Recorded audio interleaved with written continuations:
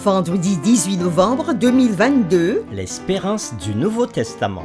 C'est avec joie que nous vous retrouvons et vous accueillons encore une fois sur votre chaîne L'Aventure dans la Parole pour conclure ensemble sur le thème de l'espérance du Nouveau Testament. Comme à chaque fois, nous vous invitons à marquer votre appréciation en likant, en laissant un commentaire et en partageant le lien de la chaîne avec tous vos contacts. Le texte à mémoriser de cette semaine, que nous vous invitons encore à dire une dernière fois avec nous, se trouve dans 1 Jean chapitre 5, les versets 11 et 12. Et voici ce témoignage, c'est que Dieu nous a donné la vie éternelle, et que cette vie est dans son Fils. Celui qui a le Fils a la vie, celui qui n'a pas le Fils de Dieu n'a pas la vie. Sur quoi se fonde l'espérance du Nouveau Testament? Si les âmes des justes morts étaient déjà avec le Seigneur au ciel, ou si l'âme est immortelle, y a-t-il besoin de mentionner la résurrection finale comme étant l'espérance chrétienne? Gloire, gloire à Jésus. Dans le ciel, il veut réunir ses bien-aimés élus. Levons en haut les yeux, tressaillons de bonheur. Il vient sublime et glorieux, le grand. C'est en parlant de l'espérance des croyants, morts dans la foi en Christ, et de la résurrection de Christ que nous répondons une dernière fois à ces questions. Dans notre séquence du dimanche 13 novembre, nous avons parlé de l'espoir au-delà de cette vie, cet espoir que Dieu nous promet. Le lundi 14 novembre 2022, la séquence « Je reviendrai ». Et Jésus disait « Je vous prendrai avec moi afin que là où je suis, vous y soyez aussi. » Oui, au second retour de Jésus, tous ceux qui dorment dans la tombe seront avec lui à ce moment-là et pas avant. Puis, le mardi 15 novembre, dans la séquence « Je le ressusciterai », nous avons parlé du sermon de Jésus, où il met en évidence 3 concepts de base en ce qui concerne la vie éternelle. Premièrement, il s'était identifié comme étant le pain de Dieu qui descend du ciel et qui donne la vie au monde.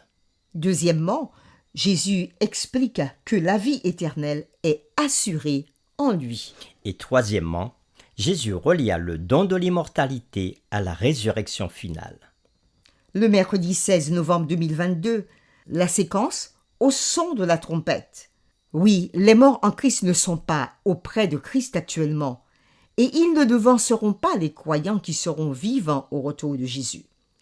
C'est au son de la trompette que tous iront à la rencontre de Christ sur les nuées. Et le jeudi 17 novembre, dans la séquence « La rencontre éternelle », nous avons dit que la Bible ne parle pas d'enlèvement secret des saints ou de manière aléatoire et imprévisible. Au contraire, le retour de Christ sera visible avec les anges et tous les croyants en Christ iront à sa rencontre à ce moment. Et aujourd'hui, comme chaque vendredi, nous faisons des réflexions avancées autour du thème « L'espérance du Nouveau Testament ».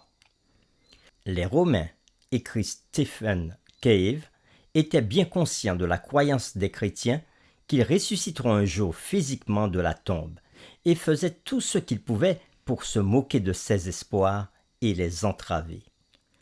Un rapport d'une persécution en Gaule en 177 de notre ère rapporte que les martyrs avaient d'abord été exécutés, puis leurs cadavres laissés pourrir sans être enterrés pendant 6 jours avant d'être brûlés et les cendres jetées dans le Rhône. Et certains disaient « Voyons maintenant s'ils vont ressusciter ». Citation de Stephen Cave dans le livre Immortality, The Quest to Live Forever and How It Drives Civilization, à la page 104 et 105. Cette petite leçon de scepticisme théologique, aussi dramatique soit-elle, est hors de propos. Elle ne prouvait rien de la promesse biblique de la résurrection. La puissance qui avait ressuscité Jésus d'entre les morts peut faire la même chose pour nous aussi, quel que soit l'état de notre corps. Après tout, Si cette même puissance avait créé et soutient le cosmos tout entier, elle peut certainement changer les vivants et ressusciter les morts. La Bible nous dit que Dieu ramènera par Jésus et avec lui tous ceux qui sont morts. C'est l'apôtre Paul qui le dit. Et de nombreux chrétiens interprètent ce passage de la manière suivante. Ceux qui dorment seront ramenés du ciel avec le Seigneur. Mais Paul voulait dire que, comme le Christ ressuscita des morts, les saints qui dorment dans la tombe seront de même réveillés par Dieu et enlevés avec lui dans le ciel. Quelle consolation précieuse, quel espoir glorieux, non seulement pour l'église de Thessalonique, mais pour tous les chrétiens d'où qu'ils soient. Continuons à poursuivre nos réflexions. Les passages du Nouveau Testament sur la résurrection d'entre les morts, que ce soit de Paul et des autres apôtres ou de Jésus lui-même, ne disent rien sur les âmes ou les esprits immortels qui sont déjà au ciel. L'espérance du Nouveau Testament se trouve dans la résurrection et la seconde venue. Les passages mentionnés dans les séquences de cette semaine, en conjonction avec l'état des morts que nous rappelons, sont les suivants. Hébreux chapitre 11, les versets 39 à 40, et qui nous dit que les héros de la foi ne peuvent pas recevoir leur récompense céleste tant que nous n'avons pas reçu la nôtre. Un autre texte que nous avons considéré, 1 Jean chapitre 5, le verset 11 et 12, qui nous dit « Ce texte nous enseigne que seuls ceux qui sont en Christ ont la vie éternelle. Par conséquent, les implications sont claires. Nous ne sommes pas dotés d'âme immortelle, car seuls ceux qui choisissent Christ recevront la vie éternelle. » Et nous avons vu dans 1 Corinthiens chapitre 15, les versets 12 à 19, que notre espoir de vie éternelle et de résurrection découle de la résurrection de Jésus. S'il n'y a pas de résurrection, alors Christ n'est pas ressuscité. Si cela est vrai, alors nous mourrions tous et resterons morts pour toujours. Un autre texte que nous avons considéré cette semaine se trouvait dans Jean chapitre 14, les versets 1 à 3. Jésus a promis de nous préparer une place et de revenir nous chercher. Cette promesse serait inutile si nous étions déjà au ciel, n'est-ce pas? Et dans Jean chapitre 6, les versets 35 à 54, Jésus a dit 4 fois « Je le ressusciterai » en parlant des humains. Et il le dit au dernier jour. Si les humains seront ressuscités, ils devraient alors revenir à la vie après la mort, ce qui les empêche de vivre ailleurs en tant qu'âme ou encore esprit. Et nous avons aussi dit avec le texte de 1 Thessaloniciens chapitre 4, les versets 13 à 18, que Dieu ressuscitera les croyants décédés et ils seront accueillis par ceux qui sont vivants à ce moment-là. La résurrection finale n'aurait pas d'importance si les âmes étaient déjà au ciel. Et le texte de 1 Corinthiens chapitre 15, les versets 51 à 55, nous a parlé du mystère. Le mystère est la transformation des justes qui resteront en vie à la seconde venue de Christ. La résurrection des morts et la transformation des justes vivants se produiront au même moment. Pour terminer, voici ces questions personnelles pour réflexion.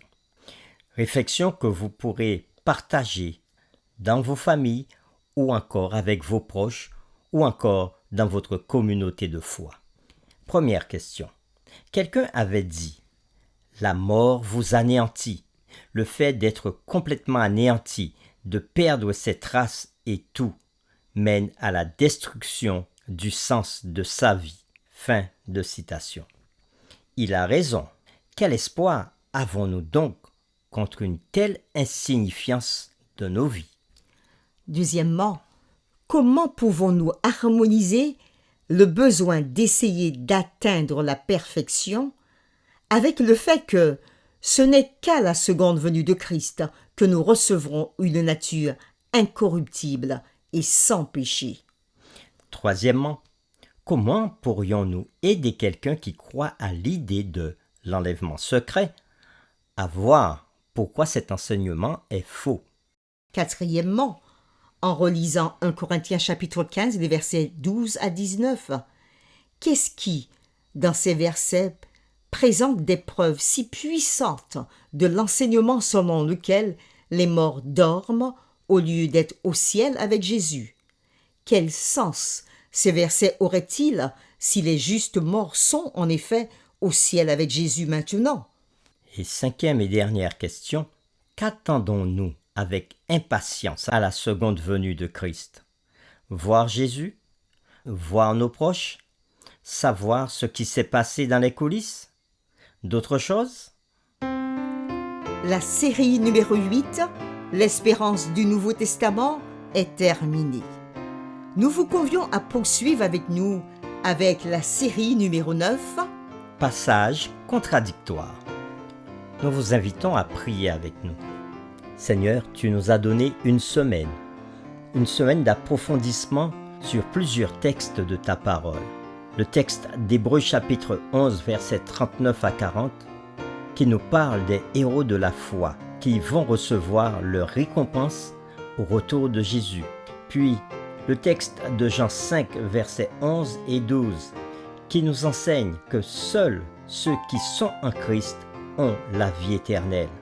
De même que le texte de 1 Corinthiens chapitre 15, versets 12 à 19, nous dit que notre espoir de vie éternelle se trouve dans le fait que Jésus-Christ lui-même soit ressuscité. Et tu nous as fait une belle promesse à travers la bouche de Jésus dans Jean chapitre 14, versets 1 à 3, où Jésus nous dit qu'il reviendra nous chercher pour être avec lui, là où lui-même il est. Et dans 1 Thessaloniciens chapitre 4, versets 13 à 18, tu n'as pas voulu que les croyants soient tristes et désemparés au moment de la mort de leurs proches, mais tu fais cette promesse que tous ceux qui ont accepté Jésus, qui ont cru en la promesse de la résurrection, revivront au moment du retour de Jésus, pour qu'avec les saints vivants, ils aillent à la rencontre de Jésus. Et tu nous as dit aussi qu'il y aura une transformation qui se fera au moment du retour de Jésus. Il n'y aura pas d'enlèvement secret, mais que tous ensemble monteront avec Jésus au ciel, et au retour de Jésus, tout œil le verra. Ô Seigneur, nous croyons en ces promesses, et nous croyons aussi que tous ceux qui nous entendent en ce moment peuvent faire le choix de croire en cette promesse et mettre leur confiance en Jésus. Puisses-tu nous guider, nous orienter par le Saint-Esprit, afin que par ta grâce, nous soyons toujours fidèles à toi et à ta parole. Nous t'avons prié au nom de Jésus. Amen.